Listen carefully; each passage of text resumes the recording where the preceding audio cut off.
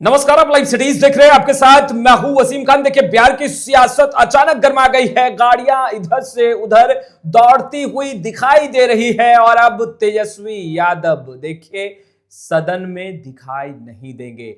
हम आपको बताएंगे कारण क्या है। वहीं देखिए, सम्राट चौधरी एक्शन में, बड़े भाई की भूमिका में बीजेपी। हमारे साथ फ्रेम में आपको वरिष्ठ पत्रकार रवि उपाध्याय सर दिख रहे होंगे। हम बिना वक्त जाए किए सीधा सवाल लेंगे। सर, अब तेजस्वी यादव बिहार विधानसभा के सदन में दिखाई नहीं देंगे।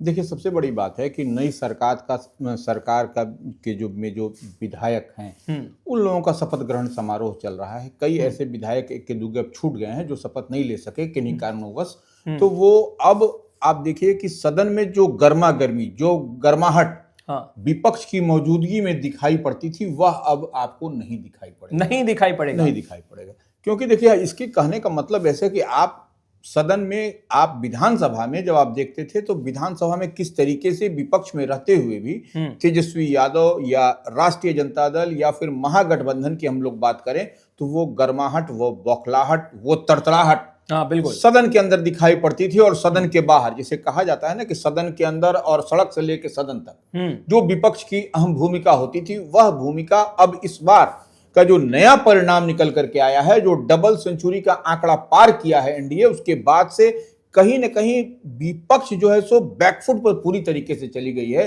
इसका नतीजा आपको विधानसभा का 2 दिन का सत्र में जो शपथ ग्रहण समारोह चला या उसके अंदर से लेकर के बाहर तक वह दिखाई पड़ रहा है। और यह एक, हम कहें तो यह एक जो पब्लिक डोमेन में बात है कि यह विपक्ष जो है सो अब बहुत कमजोर हो गई है। बिल्कुल, अब निश्चित रूप से विपक्ष कमजोर है क्योंकि विपक्ष में वह तेवर, वह कलेवर, वह नहीं दिखाई पड़ रहा है। और इसलिए हम कह रहे हैं क्योंकि देखिए, तेजस्वी यादव आज जो है सो दूसरा दिन था विधानसभा का सत्र का, तो उसके बाद वह दिल्ली रवाना हो गए, दिल्ली प्रस्थान कर गए। अब देखिए, यहां पर सदन चल रहा है, तमाम विपक्ष की मौजूदगी रहनी चाहिए, ज्वाइंट सेशन होगा, संयुक्त रूप से आप गवर्नर का, राज्यपाल का अभिभाषण होगा।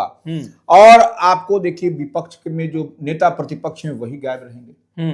अब वो कैसे गायब रहेंगे तो क्या होगा, अब यह देखने वाली बात है। आज चले गए हैं, अब कल कितने बजे आएंगे, सदन से पहले आते हैं सदन में। तो ये आपने देखिए, एक बार और हम बता देना चाहते हैं, पिछली बार भी जब सदन चल रहा था तो उस समय भी तेजस्वी यादव में जो वह फुर्ती, यह जो दिखाई पड़नी चाहिए, वह नहीं दिखाई पड़ती थी। तो इस बार तो अब एक छोटे, हम बार बार कहते हैं कि आप विधानसभा में देखिएगा तो विपक्ष कहां है आपको देखना पड़ेगा, समझना पड़ेगा। आप एक दो चेहरे को पहचानते होंगे तभी आप समझ पाइएगा, नहीं तो सारा कुछ ट्रेजरी बेंच, जो सत्ता पक्ष जिसको बोलता है, तमाम तरफ आपको सत्ता पक्ष के विधायक ही नजर आते हैं। तो यह एक अद्भुत इस बार होगा कि तेजस्वी यादव नेता प्रतिपक्षी विधानसभा से गायब रहेंगे, नहीं रहेंगे। आपको आज जो अहम दिन है, आपको राज्यपाल का अभिभाषण होगा, तमाम होगा, फिर विधानसभा के उपाध्यक्ष जो नरेंद्र नारायण यादव, फिर से उनके नाम की घोषणा होगी। बीते दिन उन्होंने नॉमिनेशन भी किया।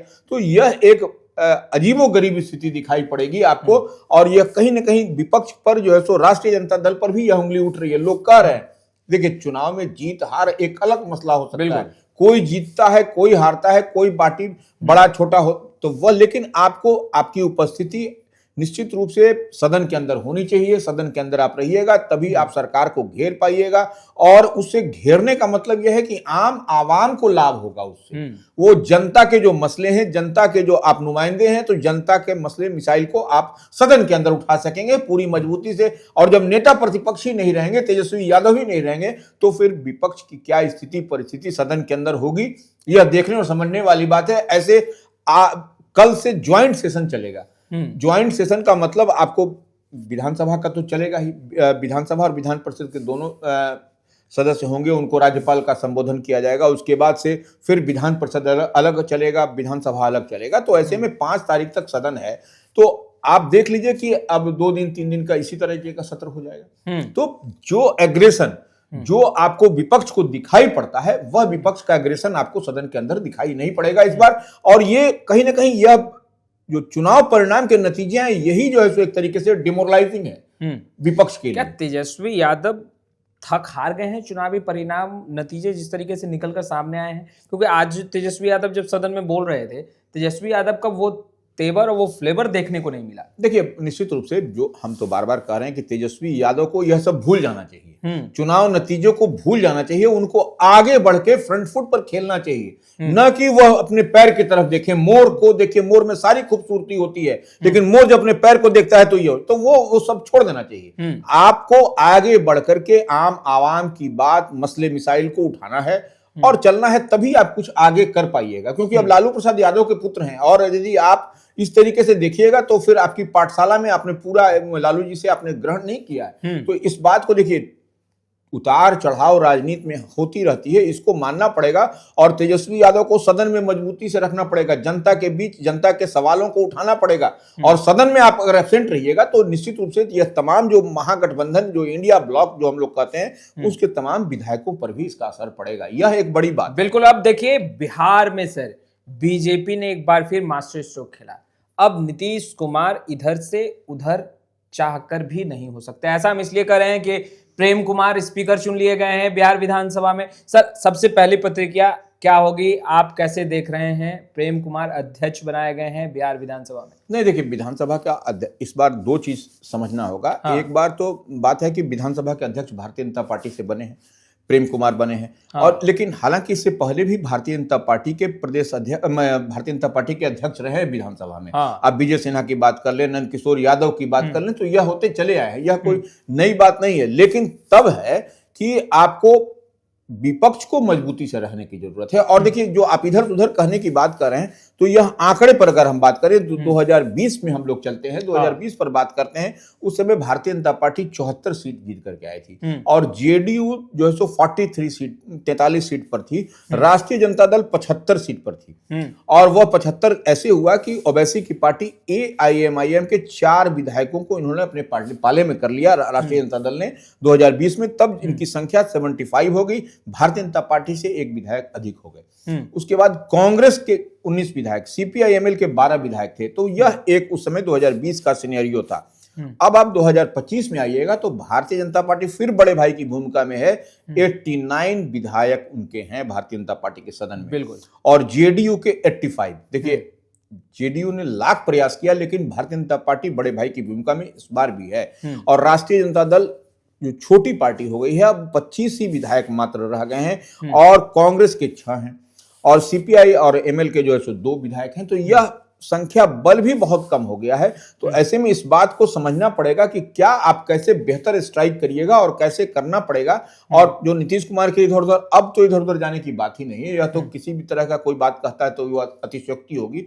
तो इतनी बात तय मानिए कि आपको तेजस्वी यादव यदि मजबूती से बैटिंग बॉलिंग करेंगे, जनता की उम्मीदों पर खरा उतरेंगे, तब आप कुछ जनता को आप दे सकते हैं, बता सकते हैं। क्योंकि आपके सामने जो है सो एनडीए, हम बार बार कई दफा इस बात को कह चुके हैं, एनडीए पूरी तरीके से मजबूत स्तर पर मजबूती के साथ एक एक चीज को बिंदुवार ढंग से कर रही है। और देखिए, गृह विभाग किसको दिया है भारतीय जनता पार्टी ने? सम्राट चौधरी को। यह पहली बार हुआ है कि गृह विभाग भारतीय जनता पार्टी के कोटे में गई है, मुख्यमंत्री से इतर। मुख्यमंत्री पहले रखा करते थे, तो अब देखिए भारतीय जनता पार्टी के पास जब गृह विभाग की जिम्मेवारी सम्राट चौधरी को मिली है, तो आप देखिए कि भारतीय जनता पार्टी का कलेवर, या फिर ऐसे कह लीजिए नई सरकार, एनडीए का कलेवर और तेवर आपको दिखाई पड़ रहा है। हर जगह जो एक्शन होता हुआ दिखाई पड़ रहा है, कोई नहीं इधर उधर कर सक रहा है। तो यह एक बड़ी बात है।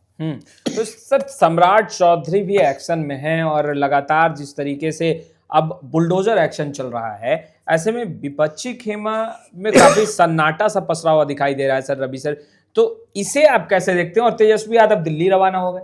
देखिए, निश्चित रूप से तेजस्वी यादव का दिल्ली जाना, यह कहीं ना कहीं आप स्पेस दे रहे हैं। हाँ। और डेमोक्रेसी में, लोकतंत्र में, और ऐसे में जबकि सदन चल रहा हो, सदन आहूत है, सदन चल रहा हो, और नेता प्रतिपक्ष का ही आपको बाहर जाना, सदन में नहीं रहना, सदन में एब्सेंट होना और दिल्ली रवाना होना, तो यह एक मैसेजिंग तो ठीक नहीं होता है। देखिए, हर चीज में पब्लिक डोमेन में जब कोई बात जाती है तो इसी पर लोग, अब देखिए 10 जगह जो कानाफूसी चर्चा हो रही है जाने को लेकर के तेजस्वी यादव को, देखिए कि अब तेजस्वी यादव नेता प्रतिपक्ष ही चले गए, सदन छोड़ में नहीं दिखाई पड़ेंगे, वो दिल्ली चले गए। तो यह एक मैसेज है, तो यह जनता के बीच में यह मैसेज जाता है, तो यह ठीक नहीं है। इसी को डैमेज, यह एक तरीके से डैमेज है महागठबंधन के लिए, इंडिया ब्लॉक के लिए, कि तेजस्वी यादव नेता प्रतिपक्ष नहीं रहेंगे। अब सदन में देखिए, राज्यपाल का अभिभाषण होगा, आपको उपाध्यक्ष जो विधानसभा के होंगे उनके नाम की घोषणा होगी, और ऐसे में सदन का वह चेयर, वह जगह, वह स्थान विपक्ष की ओर से नेता प्रतिपक्ष का ही खाली रहेगा। तो ये ठीक है, सदन में नेता राष्ट्रीय जनता दल के हैं, लेकिन जब नेता प्रतिपक्ष ही नहीं रहेंगे तो यह तो नेता प्रतिपक्ष का मतलब कि पूरे अपोजिशन को वह जो है सो लीड करता है। तो ऐसे में निश्चित रूप से एक बड़ा चेहरा निश्चित रूप से सदन के अंदर आपको नहीं दिखाई पड़ेगा, और यही कमजोरी जो है सो दिखाई पड़ती है महागठबंधन इंडिया ब्लॉक में, कि जो ये समय पर यह जो है सो पूरी स्थिति परिस्थिति को नहीं समझ सकते हैं, नहीं भांप सकते हैं, जो कि डैमेजिंग है। निश्चित रूप से इस बात को महागठबंधन इंडिया ब्लॉक अगर बेहतर करना चाहता है तो इस चीज को उसको कवर करना पड़ेगा। तो आपने सुना वरिष्ठ पत्रकार रवि उपाध्याय सर को, तमाम बातें विस्तार से रवि सर ने आंकड़ों के साथ बताई है। फिलहाल इस वीडियो में इतना ही। अब तक आपने हमारे चैनल को सब्सक्राइब नहीं किया है, तुरंत सब्सक्राइब कर लें। आपका बहुत बहुत शुक्रिया।